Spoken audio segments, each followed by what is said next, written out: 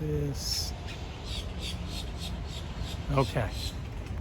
All right, so I came down here to the West Palm Beach train station. By the way, this train station was built 100 years ago by Seaboard Airline Railroad. So that's pretty cool. This is the 100-year anniversary. The station is in the Register of Historical Places. So that's always a cool thing to know. I am going to, oh no, first off, I came down here. Amtrak usually gets here at 9:42. It's late today. It's not going to get here until 10:17, which was a good thing for me because I made another video about kind of the history of rail service and in the context of Tri-Rail, the commuter train that goes through here. That's the longest video I ever made. It was almost 20 minutes long, and it filled up the card on the camera just as I was finishing it. So now this is about, and it's going to have, hopefully I can time this right. Amtrak's going to pull in a few minutes. But what I wanted to do is talk about my trip to Charleston. So I'm going up to visit my brother and sister that live in Charleston for Thanksgiving. My other brother's coming down from New York. But I am going to take the Silver Meteor, the train that's about to pull in here on November 25th up to Charleston. I'm going to take it, and I'm also going to take it back. I'm doing a round trip. I wanted to do some price comparisons and talk about that and talk about my experience on that before. So I've gone up to Charleston on the Silver Meteor once before, and on that particular trip, the Silver Meteor hit a tractor trailer up near DeLand, Florida, and we were delayed because of that. They finally had to drop it. The Silver Meteor usually runs with 2 engines. They dropped the lead engine off, and we continued with 1 engine. Supposed to get into Charleston at like 10 o'clock at night.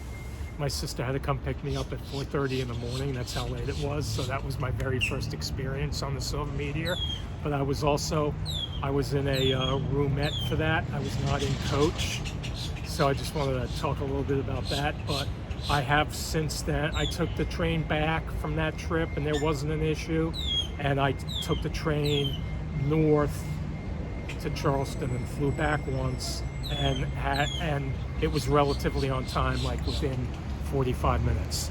So it's just the way it goes.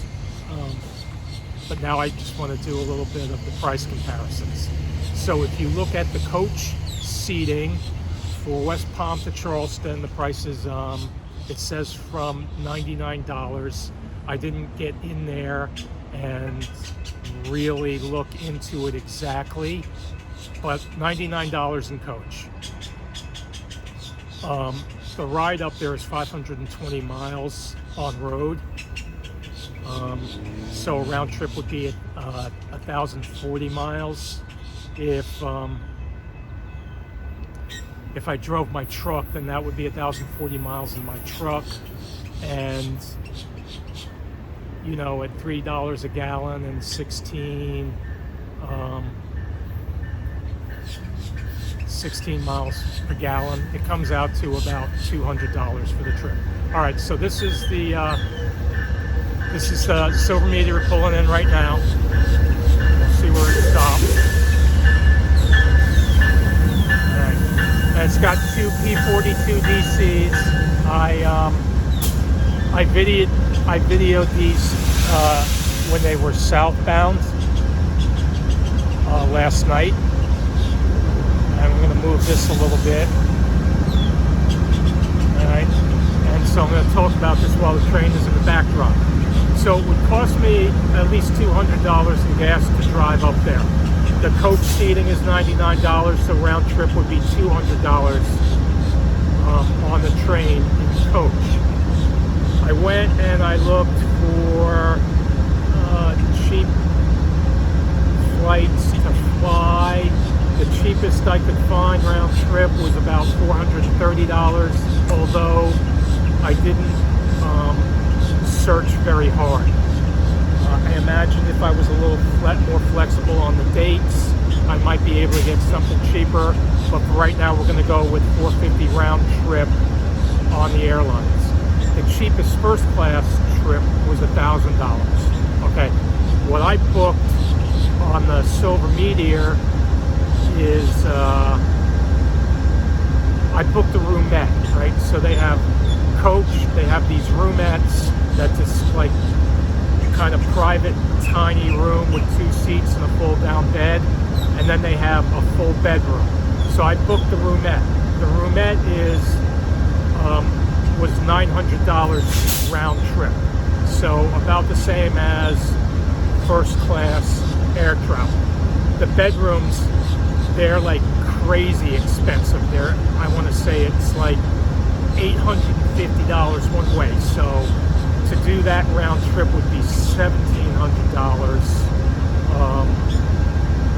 which is just like a little, that's just way too much as far as I'm concerned. But I like the roomette. I like to have the privacy and be able to work or whatever. So I ponied up the money for the roomette. By the way, the Silver Meteor normally stops here. It gets here normally 9:42, leaves here at 9:47, and where I video it up near where I live is maybe 15 miles away. Once it leaves here, if it's going speed it can go, it takes 17 minutes to go by the point where I video it. All right, so we have the price comparisons done. It definitely competes on as cheap as it gets level in terms of whether driving or taking coach. The thing is, where it kind of doesn't compete is if I drive, it takes me 7.5 hours. If I flew, I think there's one airline that does non-stops to Charleston from Fort Lauderdale. So all the travel to the airport, from here to the airport, Charleston Airport to Daniel Island, where my sister and brother live, plus the actual flights, probably 6 hours. So 6 hours on the plane, 7.5 hours by truck. The trip on the train is long. It leaves here at 9:40 and gets there like 9:30, 10 o'clock. So it's a 12-hour trip. But it's pretty relaxing. All you have to do is sit back. They have Wi-Fi, so you can bring your computer and you can watch a movie, you can read. All right, here we go. I am gonna pan this around as this leaves.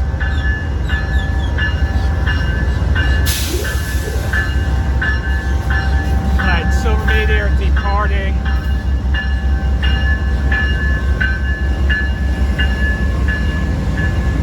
West Palm Beach.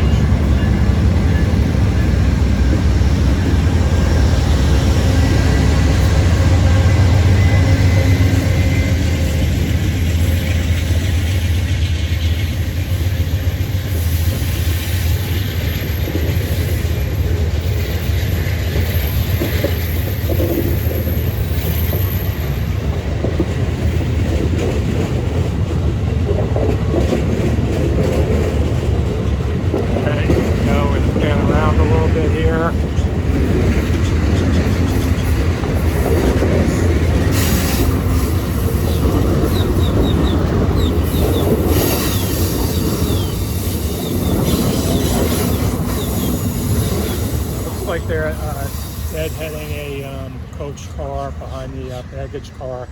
They do that sometimes. I don't think anybody's actually riding in that coach car. So there you have it.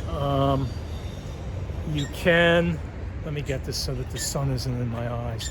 So you can get a reasonably priced coach seat if you want it.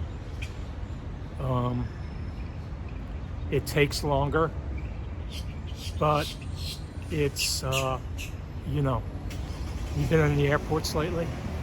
Yeah, it's a zoo in the airport. So it takes longer, but it's more relaxing.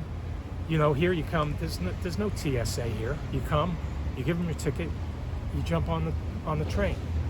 You don't have to be here an hour before the train gets here. You can watch the train track your train and know exactly when it's going to be here. So even this morning, like if you looked it up and you thought the train was on time, 9:42, it wasn't, it was 10:17. Well then, you know, you didn't have to get here until 10:15.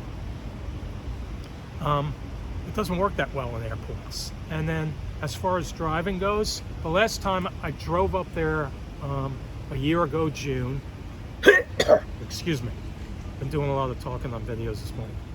I drove up there in June. I left my house at 3 o'clock in the morning. So it was quiet driving up there. So I was hitting Jacksonville kind of around rush hour. So it was a little crowded going through Jacksonville, not too bad. And then after that it was quiet. And I got there at, I don't know, 11 o'clock. I think I got there, it took longer than 7.5 hours because I stopped at the Charleston Amtrak station to video a train. So it took me an extra half hour before I actually got there. So, but the thing is, you know, if you're driving, that was a pretty smooth drive. It was easy, but you know, driving 7.5 hours, that's work. That's not like necessarily particularly relaxing, like sitting on a train, looking out the window or reading a book or watching a movie or whatever. So I'm excited for my trip in before Thanksgiving, and I have videos of all the other trips I've made, but I've never posted any of it on YouTube. That's because not that I'm like I know all that much about making videos right now, but I know a little bit more to make a much better video for the trip than I did back then. So I'm excited, you know, for the trip, and I'm excited to make a video of the trip going up there. Yeah, so if you like this content, please like and subscribe. And I know a lot of my videos are just the train going by. You know, they might be a minute, 2 minutes, like a 3-minute video is long for me. But I'm gonna start making more of these videos where I talk about the trains and what it's like to be on them, and the history of why we don't have high-speed rail and why we don't have a lot of passenger rail service in the United States. All right then.